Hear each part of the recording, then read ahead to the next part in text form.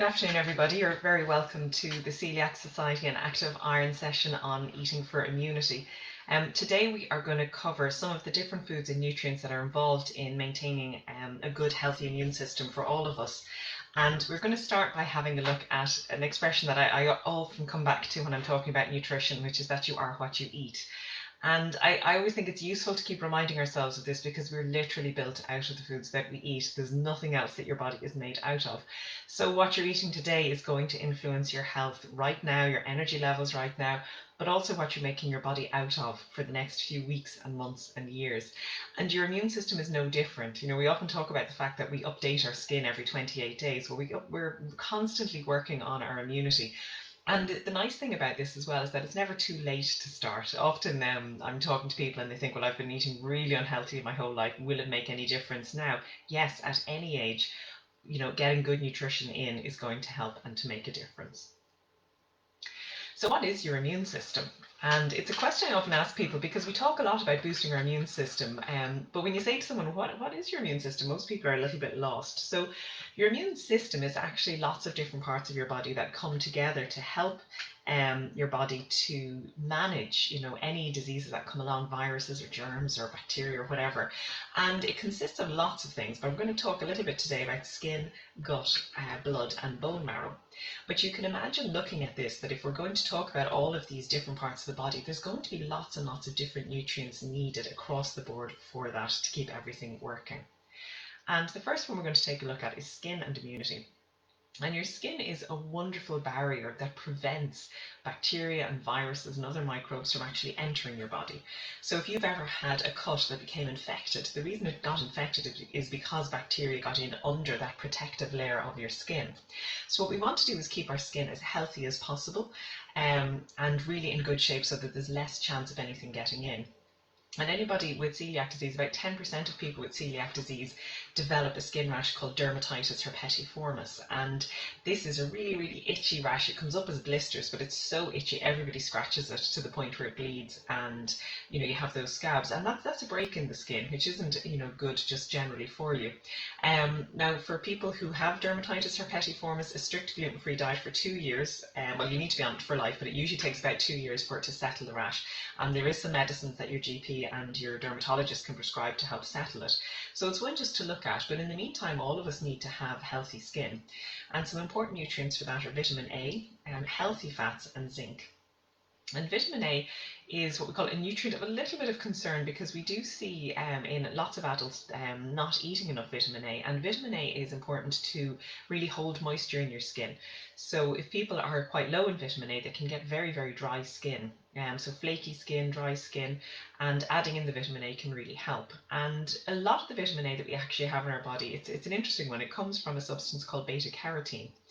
And beta carotene is found in orange and red and yellow kind of coloured fruit and vegetables, things like carrots and red pepper. And when your body gets beta carotene, it turns it into vitamin A, and that's where most of it will actually come from for us. So including lots of colourful foods, red and orange and yellow foods in what you're eating can really help boost your vitamin A. So things like carrot sticks for snack, red pepper sticks, putting red peppers into dishes, you know, having them as vegetables, kale crisps. They were hugely popular a few years ago, but they're still brilliant and a really good source of beta carotene, and even things like dried apricots. And, you know, these are all good ones to look at. Healthy fats then are going to be found in things like oily fish, salmon, mackerel, and then also in things like nuts and seeds. And zinc is also incredibly important for healthy skin. It's really important for strengthening skin so that your skin is less likely to tear or break, you know, if you bump it into something. So you're going to get zinc, particularly in things like chia and sunflower seeds, but you will pick it up in foods like almonds and hazelnuts as well. Really, when we talk about the immune system, I think the part of the body that's had the most attention in the last few years is the gut and looking at our digestive system. And we now know that actually our gut makes up a very, very large part of our total immune system. And there's a couple of different parts to that.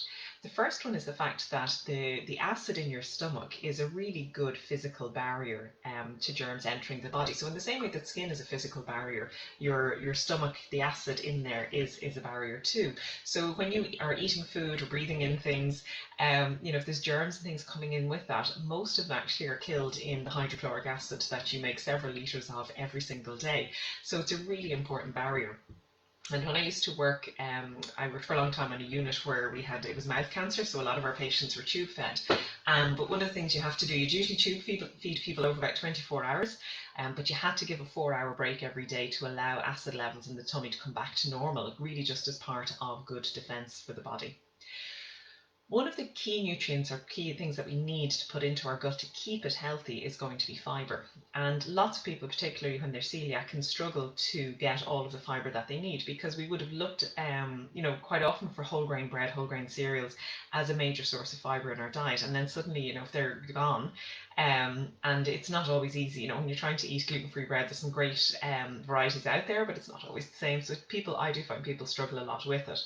But we still need fibre, and plenty of fibre, for lots of reasons. So whether you're celiac or not, it's important to get enough fibre in. The problem is 80% of us don't actually eat enough fibre, and that's a general population figure, but it's a little bit higher for people who have celiac disease, because it's an issue with fibre. So what we do need to look at is whole grain cereals, but obviously we're looking for gluten-free ones. But where there's options for breakfast, sort of buckwheat cereals, looking for fibre levels on those, and anything that's 6 grams of fibre or more per 100 grams is considered high fibre. So, really looking at what are you taking for breakfast. Can you go for high fibre versions of gluten-free breads?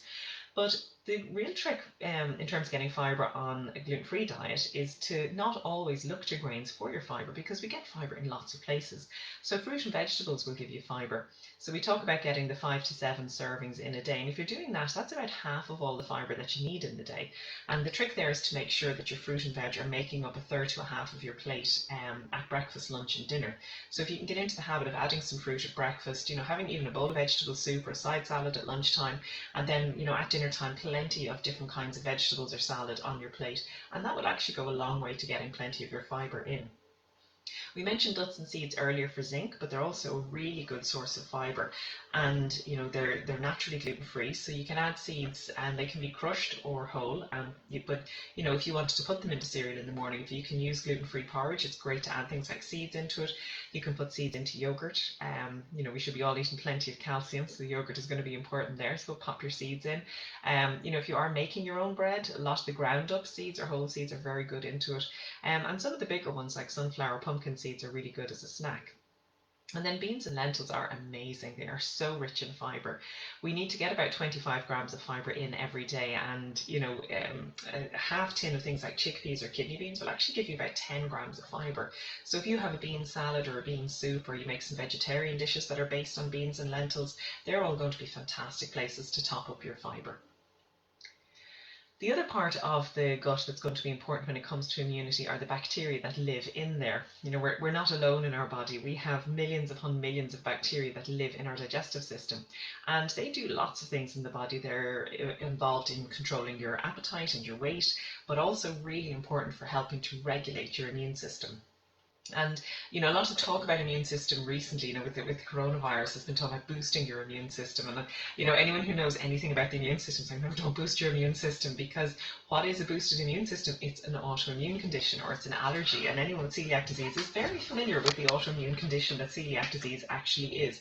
So you don't want your immune system overactive or boosted. What you want is it just beautifully regulated, and that's what your bacteria do. They regulate your immune system. They keep it working at a level that's healthy for you, but where it's not going to overreact.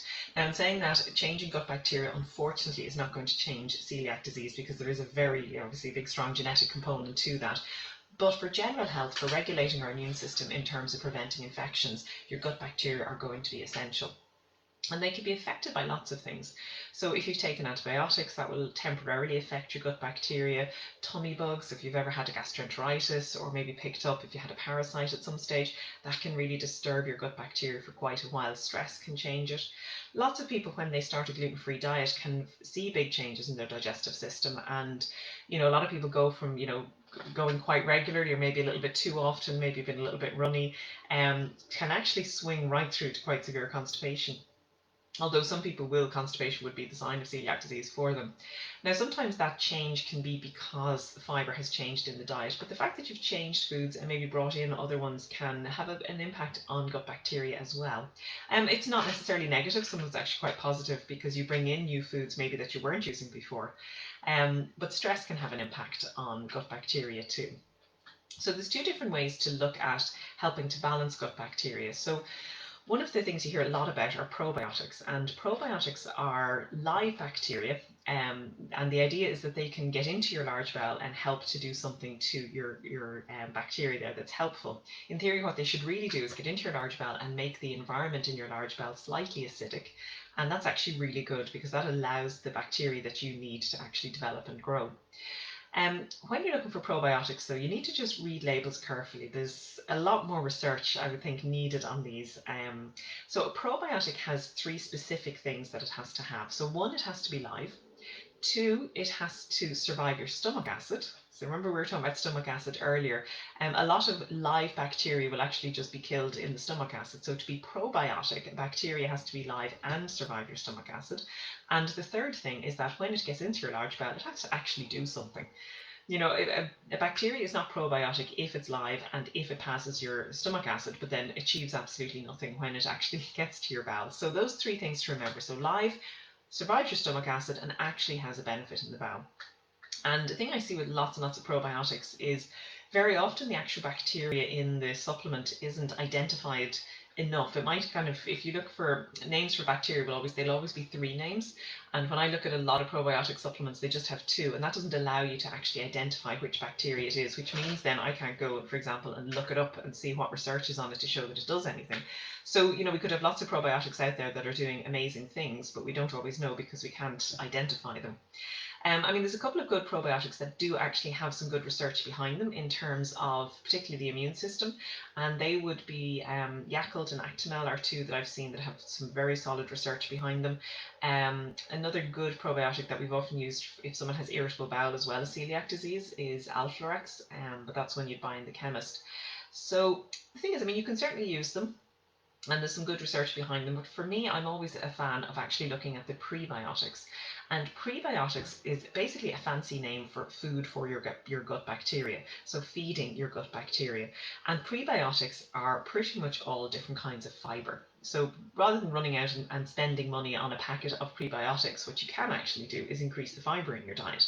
And as we know, that's good for gut function anyway. But you get the double benefit of the fiber actually being really good for your own gut bacteria. So in the same way, if you have a pet, you're going to feed the pet proper food. You know, if you have cat food, you're going to give, cat, you're going to give it cat food and so on. Same with your bacteria, feed it. If you actually feed it, it will flourish and grow really, really well. And your gut bacteria is heavily influenced by the amount and type of fiber in your diet. And what we do know from the research that we have at the moment is that eating lots of different kinds of fiber really seems to be the benefit. So if you look at something like beta glucan, which is a sticky kind of fiber, now you find it in oats and barley, but obviously barley is not something that celiac people are going to be eating, but the gluten-free oats, if you can tolerate the oats, that sticky kind of fiber that you get in oats is excellent. Pectins from fruit and vegetables would be another type of fiber, roughage from whole grains, and even different kinds of fiber that you get in seeds and nuts and all those different foods. And the idea is to have a mixture. So sort of through the day, can you get, or even over, if you look back over the week, have you had lots and lots of different fruits, different vegetables, different nuts, different seeds?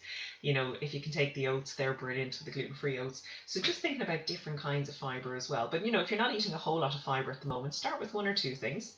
Give it a few days, let your body adjust, and then add in the next few things. Even if it takes you 3 or 4 months to sort of step your fiber up, there's no problem in doing that because you will get the benefits across the board from it.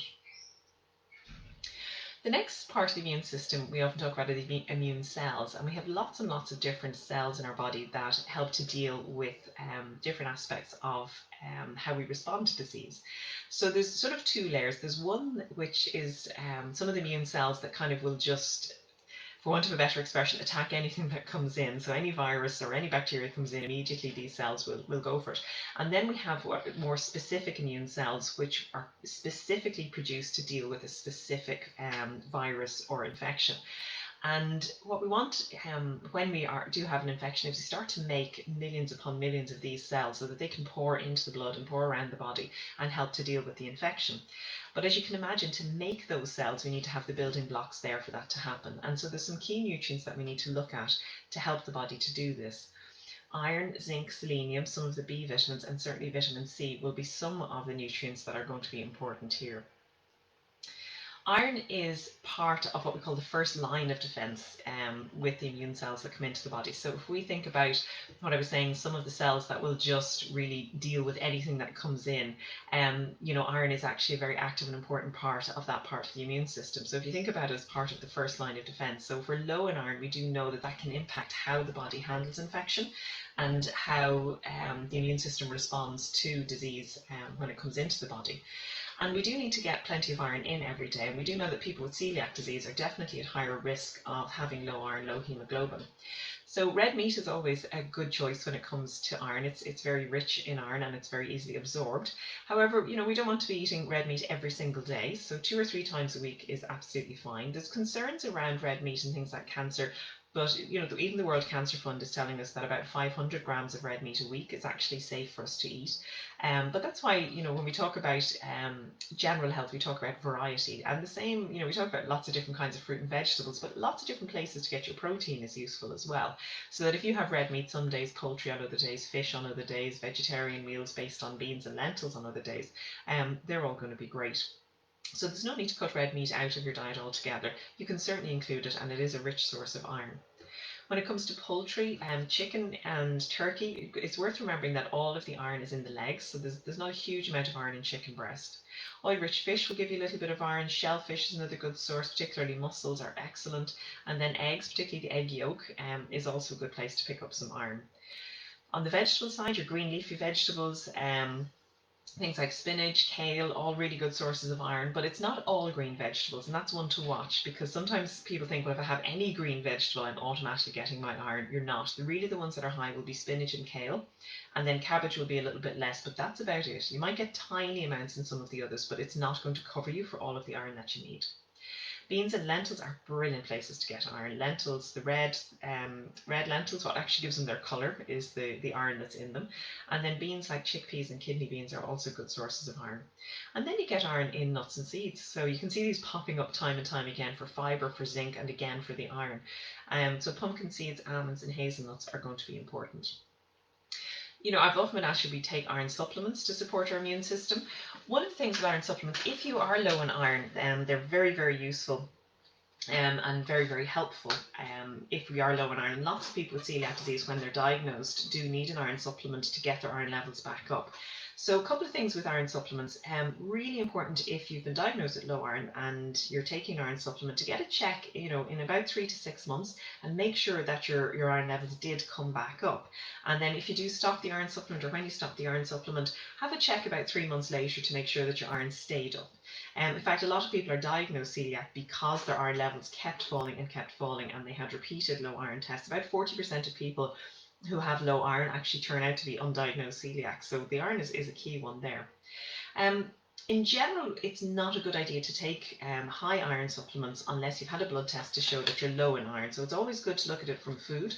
But supplements can be very, very helpful if your iron levels are quite low and you do need to get them back up again. You can certainly talk to your dietitian about it if you're not sure, and your GP can look at blood tests for you if you think that your iron levels are quite low, because it's one to keep an eye on, because if they do get low, your energy levels fall down as well.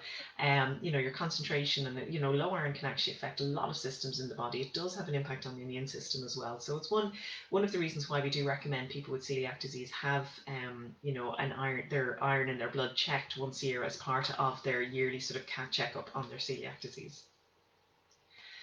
Zinc and selenium are also important for the immune system. They're really involved in cell division, so when we start to make all these immune cells that we need, the zinc and selenium are going to be in there. So we're going to find zinc in things like almonds. Dark chocolate actually is a great source, really rich in iron as well. So actually, I should put that into the other slide. It's a very, very good one.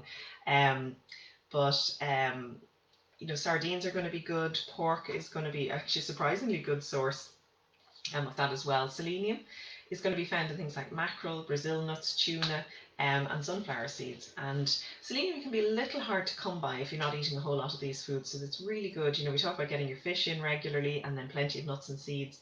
A good handful of nuts a day, a dessert spoon or 2 of seeds a day. I said, apart from boosting your fibre, going to help get your selenium as well. Vitamin C is probably the most famous vitamin when it actually comes to looking after your immune system. I think we've all heard of that, and lots and lots of people will start popping a high dose vitamin C tablet at the first sign of a cough or a cold. There's some studies to show that it helps. There's other studies that say it doesn't seem to make any difference at all, but it certainly won't do you any harm if you want to do that for a little while. We don't generally recommend taking high doses of vitamin C all the time. Long term, some of the long term studies we have on it are suggesting that maybe very high doses of vitamin C and vitamin E taken for many years possibly increases risk of things like cancer and heart disease. Now, there's a little more study needed on it, but we don't see the effect if people are eating their vitamin C in fruit and vegetables. And that's why, like anything else, if you can actually look at your food as the first place to look when it comes to nutrition, that's always going to be brilliant. So if you look at your fruit and vegetables, there'll always be more vitamin C in fruit than in vegetables. Now, vegetables will still have some, but it's mainly found in fruit. So kiwis would be a really rich source. The citrus fruits, the oranges, very famous as sources of vitamin C.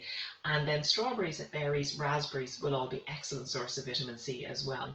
So we were saying earlier about making sure that your fruit and vegetables were around, a third to a half of all of your meals. So if you include plenty of fruit in there as well, you're going to be very, very well covered for vitamin C, without necessarily needing to take a supplement as well. Vitamin B12 is another nutrient that's important for a healthy immune system. It's an interesting one. B12 is interesting because we only find it in animal foods, so things like milk and meat and eggs and fish. And we don't find B12 in plant foods. And there's been some confusion about this in the last few years because when people tested seaweed, it looked like there was huge amounts of B12 in seaweed. But what was in the seaweed, when it was fed, when people ate it, it didn't behave like B12 in the body. So it's what scientists refer to as an analogue of B12. So it looks for all the world like B12, but it doesn't behave like B12 in the body. So for a lot of people, if most of us are getting plenty of it, so if you're drinking milk, yogurt, fish, all kinds of fish are rich in B12. But if someone's on a fully plant-based diet, it's really important to take a supplement of B12 or to eat more foods that have B12 added. And to be honest, as more people have become interested in following, for example, a vegan diet, there are more vegan products on the market, and what I love is I'm seeing more and more of them adding vitamin B12 to them, so that people aren't running into the same problems with low levels of B12 that we would have seen with it. So it's an important one just to keep an eye on. People have spoken about the fact that bacteria in soil make B12 and does it not come into the plants, but plants actually don't use B12, so they don't have a system of taking it from the soil into the plant because they just don't need it. So although bacteria in soil do make some B12, it's not coming in that way. It'd be great if it did, but sadly it's not. So it's really, as I said, plenty of fish is brilliant for it. Milk, yogurt is going to be good. But as I said, if you're not eating those foods, think about a supplement. And again, B12 is a nutrient that can often be low in people with celiac disease. And again, it's another reason lots and lots of people are actually diagnosed in the first place with celiac disease. And B12 when it's low, it makes you feel very, very tired. It can absolutely knock your energy. So, if you do have very low energy, again, it's worth checking your B12. And again, it's one of the reasons B12, along with iron, is one of the blood tests that we recommend people with celiac disease get every year, just to keep an eye on everything. Vitamin D is the other key nutrient for the healthy immune system. And I think, there's been lots of articles in the paper over the last few months about vitamin D and coronavirus. And so a lot of it was triggered by an Irish study, a very big study that's been running for several years, that showed that older adults who had high levels of vitamin D got fewer respiratory or chest infections compared to people with low levels of vitamin D. And a study that came out there last week looking at people with coronavirus they were given massive doses of vitamin D in hospital under medical supervision. So don't do this at home. But these people got very, very high dose of vitamin D, and it reduced the numbers of people with coronavirus who ended up going into ICU, which is actually just a huge outcome for that. Now, a small enough study, and we'd love to see more studies with it, but very, very interesting to see the effect that vitamin D might have here. Now, don't run out and start taking massive doses of vitamin D so that you don't get coronavirus, because vitamin D is a supplement you can overdose on. So you need to just take sensible levels, like a lot of things, be sensible. I sometimes think in Ireland we have the idea that if one is good, 10 must be better, and that's just not always the case. So we do need vitamin D. And it is a concern in Ireland that actually quite a lot of us are vitamin D deficient. So another recent study looking at vitamin D in Dublin found that 1 in 6 adults in Dublin during the summer are vitamin D deficient, and that actually jumps to 1 in 4 adults during the winter. So once the sun is completely gone, we do see more deficiency in vitamin D. So it's something actually we need to look at. And again, people with celiac disease, vitamin D is even more important because of the higher risk of osteoporosis. And obviously vitamin D, apart from being involved in the immune system, is going to be important for healthy bones. So the lack of sunshine in Ireland is the big one. I'm conscious that for once the sun is actually shining in Ireland today, but normally it's quite cloudy. So the sun that hits us is very, very weak through the winter. So from October, so even just in a couple of weeks, so from October through to March, the sun will not be strong enough for us to make vitamin D. So even if it's sunny in a month's time and you're out for a walk, you're not making any vitamin D. And it's difficult to get enough vitamin D from food. So you will find vitamin D in tuna, salmon, mackerel, and in eggs. But again, difficult to eat the amounts that you need to actually get all of your vitamin D. So this is the one place where we do recommend you take a supplement. So 10 micrograms a day of vitamin D. And looking at research in adults now, it's a few years old now, maybe 9 years old. But the National Adult Food Survey in 2011 found that 90% of Irish adults were not getting to this target of 10 micrograms a day, and that about 87% of them were only hitting about 4 micrograms a day. So it is something that we do want people to think about with their vitamin D. So you can look at foods that are fortified with vitamin D. So some of the milks have vitamin D added, and that can be a handy way. And if you're someone who drinks a glass or two of milk a day, that you have one with vitamin D in, that will have you covered. But if you're not doing that, I would think about adding in a supplement. So to sort of pull it all together, what are some of the key foods that we need for immunity? So if you're going to pick out a few things that you could add in, I would look here. So nuts and seeds are going to be key. They're going to have your zinc, your selenium. They're also a really good source of fibre, so looking after the gut bacteria as well. Yogurt and milk, especially if they're fortified with vitamin D, are brilliant, but they're also going to be a little bit of protein as well as your B12.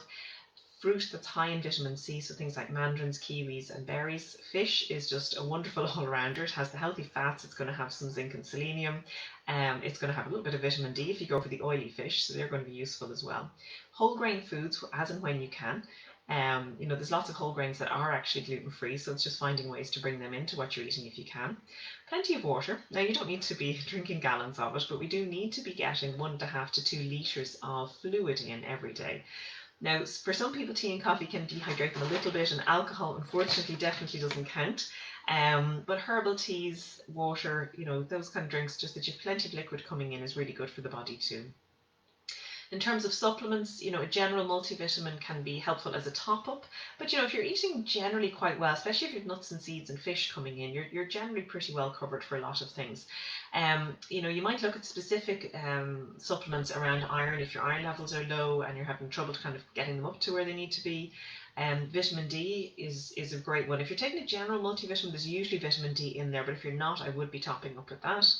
Fish oils, just in terms of healthy fats. If you're someone who's eating fish, oily fish twice a week, you'd be covered. But if not, you might think about adding in a fish oil, just as I said, it's good for the skin among other just parts of the body. So really when it comes to immunity, what's worth thinking about, we were talking about you are what you eat earlier, but come around to the idea that you make new immune cells every day. So it's important that you actually feed your immunity every day. So thank you very much. And that's everything I want to cover with you today. But if you want to have any questions, you can put them into the chat and the comments at the moment, and I'm going to come around to them. So I see we've got a few already. Okay. So the first question is, should all celiacs be on a multivitamin? That is a really interesting question, and I can tell you it raises lots of debate when you get lots of experts on celiac disease together. The answer is we don't really know yet, but I would never stop somebody from taking it. So if you were thinking about a multivitamin, what I would look for is something that's like a low dose top up. So rather than taking high doses of absolutely everything all the time. So what we do know for people with celiac disease is they can be missing out on zinc. So often when people with celiac disease are diagnosed, zinc is another nutrient that can be low. It's not often tested in Ireland. I don't see very many people come through with that as a blood test. But when there's bigger studies done, or we look at international work on it, zinc is commonly low. B vitamins can be a bit of a struggle for people, because we do actually pick up quite a few B vitamins from whole grains, and for a lot of people the beginning a gluten-free diet often means a reduction in whole grains for quite a lot. So while I wouldn't say there's a definite recommendation that all celiacs should be on a multivitamin, I wouldn't have any problem with someone taking sort of a top up that gives you a little bit of everything. If you suffer from migraine, can you eat nuts or use almond flour? Migraine is just such a difficult condition for anybody. I've seen so many people go through it, and it's just horrible. There is no particular reason why you can't eat nuts or use almond flour if you have migraine, unless it's a particular trigger for you. And that sounds like how long is a piece of string, but what I've seen for people with migraine, about 25% of people with celiac disease will report severe headaches or migraine before being diagnosed, which disappear on the gluten-free diet. And that's why, again, if someone does have migraine, we do recommend people have a celiac test just to see, because it can be a common cause. But for some people, taking a calcium and magnesium supplement can be quite helpful for migraine. For others, avoiding, it sounds like a random group of foods, but coffee, bananas, cheese and chocolate, and unfortunately alcohol, those 5 foods can be very, very common triggers for migraine in quite a few people. So what's useful to do is cut those out for a few weeks, see does it make a difference, and if it does, bring them all back in one by one. So you might do one each week for a few weeks, so that you don't do them all, because if your migraine comes back, you don't know which one is actually your trigger.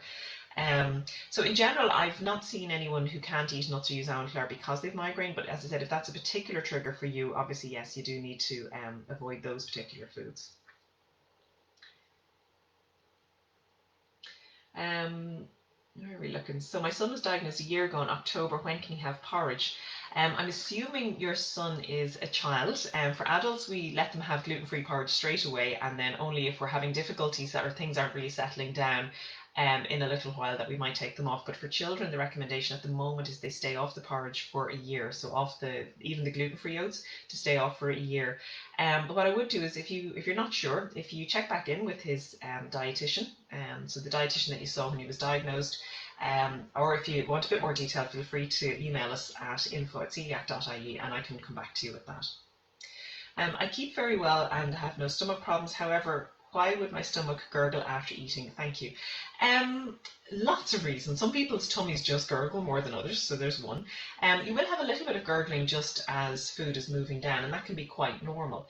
And what I would say, if it's not actually bothering you and you're not in any pain and you don't have bloating, I kind of wouldn't worry about it.